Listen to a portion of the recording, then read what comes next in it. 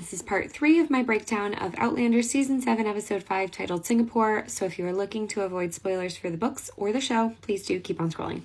All right, so let's discuss Ian's storyline in this episode because I felt, once again, it was a very strong one. And I love young Ian and John Bell so much.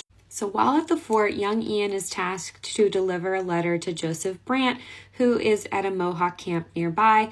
And he's very hesitant to do this because he knows that he will likely see Emily, his ex-wife from the Mohawk tribe.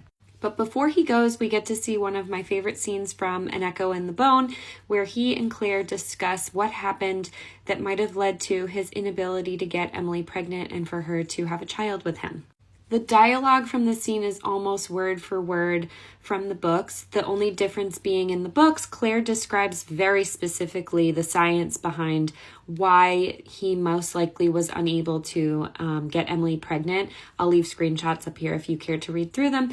But it's a very touching scene for Ian because it's giving him renewed hope that if he were to remarry one day, and it sounds like he'd like to now, that he will be able to provide that woman with a child.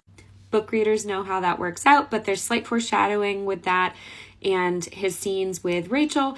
But I loved this conversation and I thought that it was really tenderly done and the dialogue that they chose was very appropriate, especially when they're talking about such a sensitive subject. So we see Ian go back to the camp and see Emily again for the first time. And this is very similar to the books in his initial reaction with Emily, but there's a departure here when it comes to the children that she introduces young Ian to.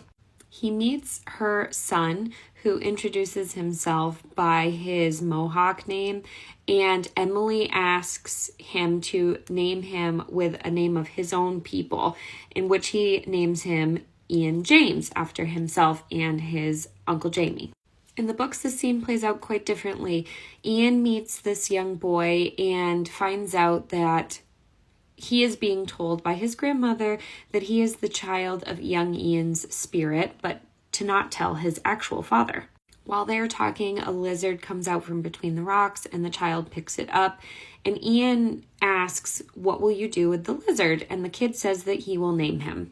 Very funnily, he names him Bob, which is obviously a name that is not Mohawk. And Emily introduces Ian to her second daughter and asks if he will name her. But Ian feels tied to this boy, so he tells Emily, "Thank you for the honor of choosing the name for your daughter, but I will choose a name for your son instead." And he chooses the name Swiftest of Lizards, which is obviously not what happens in the show. I think the show is speeding up the exposition, but it's implied that this might be Ian's kid.